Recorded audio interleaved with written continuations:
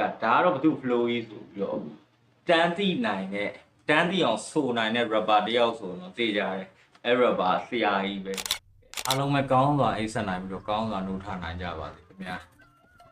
ကျွန်တော် Red Gandava YouTube channel ကနေပြန်လည်ပြီးတော့ကြိုဆိုလိုက်ပါအခုဒီဘက်မှာတော့ကျွန်တော်ပြောပြပေးသွားခြင်းတဲ့အကြောင်းအရာတော့ FLW flow နဲ့ပတ်သက်ပြီးတော့ကျွန်တော်ဒီပတ်ဒီ video ထဲမှာကျွန်တော်ရှင်းပြပေးသွားမှာဖြစ်ပါတယ် flow ဆိုတာဘာလဲ flow ကဒီ rap တခြင်းပုံမှာဘယ်လောက်ထိအရေးပါလဲဆိုတာကိုကျွန်တော်ပြောပြပေးသွားမှာဖြစ်တဲ့အတွက်ကျွန်တော်ရဲ့ video လေးကိုအားလုံးပဲချိန်လေးပါလေးအားရင်အဲ့ပါတီးမြောက်ကြအောင်ကျွန်တော်ဖိတ်ခေါ်ပါတယ်ကဲစလိုက်ကြရအောင်ကဲထုံးစံတိုင်းကျွန်တော်တို့ဒီ video လေးမလာခင်မှာကြော်ညာခဏဝင်မယ်ထက်ထမိုးနဲ့ဒွေးတို့ရွှေသိန်းညိုခောက်ဆွဲတို့ဘာတို့ရွှေသိန်းညိုတော့ဖြစ်တယ် sorry လက်တွေထားလိုက်တော့ဟို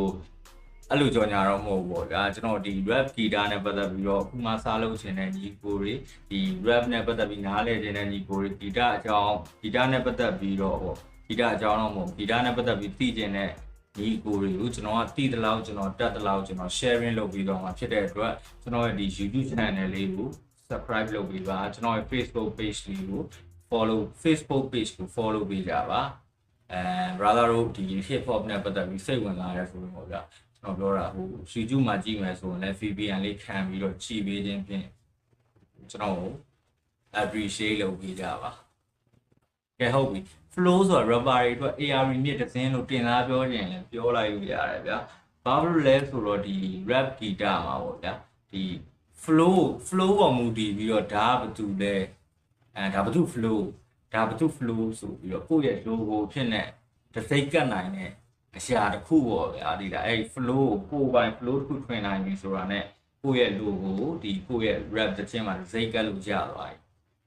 အဲ့တော့ဒီ flow က rapper တယောက်အတွက်မရှိဖြစ်အရေးကြီးတယ်ပေါ့ဗျာနော်MP3 တစ်ပုဒ်ကိုနားထောင်လိုက်ရုံနဲ့ပရိသတ်ကဒါကတော့ဘာတူ flow ကြီးဆိုပြီးတော့တန်းသိနိုင်တဲ့တန်းသိအောင်ဆိုနိုင်တဲ့ rapper တယောက်ဆိုတော့သိကြတယ်အဲ့ rapper ဆရာကြီးပဲဒီ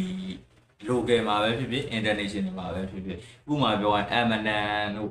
Eminem ဆိုလဲသူ့ရဲ့ flow တွေက Eminem တချင်းမှမသိဘူးဗျာကျွန်တော်တို့ Eminem ရုပ်ကြီးလည်းမမြင်ရဘူးအခုလိုမျိုးဟိုကျွန်တော်တို့အရင်တော့ခေတ်တုန်းကဆိုရင်ကျွန်တော်တို့ကဟို MP3 ပဲရှိတာဟိုဒီလိုမျိုးဗျာဟိုမြန်မာပြည်ကဒီမင်းသားမင်းသမီးတွေရုပ်ကတော့ TV မှာလာနေကြဆိုမြင်ဖို့လွယ်တယ်ဒါပေမဲ့ကျွန်တော်တို့အဲ့လိုဟို international ရဲ့တချင်းတွေပါနားထောင်ရင်ကျွန်တော်တို့ကဟို MP3 လောက်ကိုပဲနားထောင်လို့ကလွယ်ကူတယ်တော့မဟုတ်ပါဘူးမလွယ်ကူပါဘူးကျွန်တော် internet ဆိုင်သွားတနာရီကို300လောက်ဒီဘက်ကအဲ့လိုပေးပြီးတော့တချင်းလေးတွေရှာထောင်နားထောင်อ่ะ music video တွေပါအဲ့လိုတိတ်ပြီးတော့ဟိုမဖြစ်သေးဘူးပေါ့ဗျာအဲ့လိုတိတ်ပြီးတော့ဒီအခုဒီဘက်ခင်မှာလာဗျာ music video ရိုက်မှာတချင်းတစ်ပုတ်ဆိုပြီးဖြစ်တာကျွန်တော်တို့ခေတ်တော့အဲ့လိုထီလဲရဖွင့်တာတို့ပါဘန်လီကျိုးတို့ပါအဲ့လိုထီလဲနဲ့ပေါက်တာဗျာစူဒီတို့ပါတို့ဟိုနှိမ့်တာမဟုတ်တော့ဒါပြောပြတာဘေးကြီးတို့ပါတို့ကျွန်တော်ဘာကောင်းမှမဟုတ်ပါဘူးဟိုလိုမျိုးနေလို့ပြုလို့ခြင်းလည်းမဟုတ်ကျွန်တော်တို့ခေတ်တုန်းကအနေထားကိုကျွန်တော်ပြန်ပြီးတော့ရှင်းပြတာပေါ့ကျွန်တော်မှတချင်းနားထောင်မှုကတိတ်ပြီးတော့လွယ်ကူနေတာမဟုတ်ဘူးဗျာအဲတော့သိတာအဲ့လိုမျိုး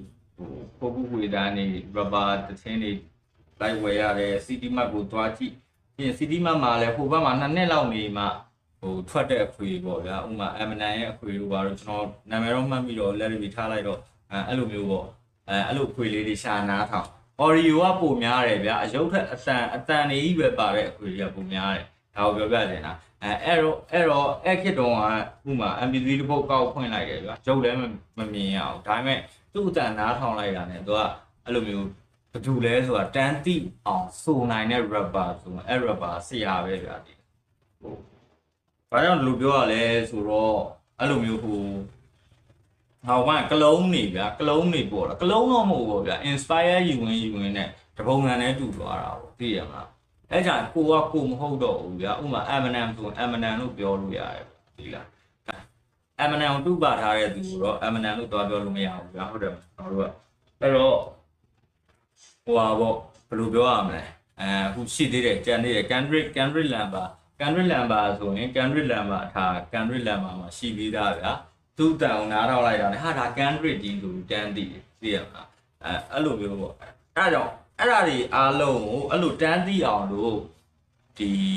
ပရိသတ်ကိုပေါ့ပရိသတ်နားတဲ့ကိုတန်းရအောင်လို့လုပ်ပေးနိုင်တဲ့စွမ်းရည်ရှိတာစာသားလည်းမဟုတ်ဘူး အဲ့လိုမျိုးဟို beat တွေလည်းမဟုတ် beat တွေကတော့ music producer တွေကတော့ဒါဘသူ beat ဒါဘသူ beat သိအောင်လို့သူတို့ tag တွေထည့်အရှိမှာ JCC on the track လို့အဲ့လိုမျိုး Maybach music တို့ Maybach ဆိုဗျာ Rose တို့ Gamble တို့အဲ့လို music တွေပေါ့သိရမလားအဲ့လိုတွေထည့်ကြ tag တွေ producer တွေကကျွန်တော်တို့ rapper တွေကကြတော့ဒီကကိုယ့်ရဲ့ flow နဲ့ကိုကဘသူပါဆိုပြီးပြတော့ပြပေးရတာဗျအဲ့တော့ flow ကအဲ့လိုမျိုးအဲ့လောက်ထိအရေးပါတယ်ဗျာကဲနောက်ပိုင်းလေးထပ်ဆက်မယ်နည်းနည်းစကားရှိသွားရင် sorry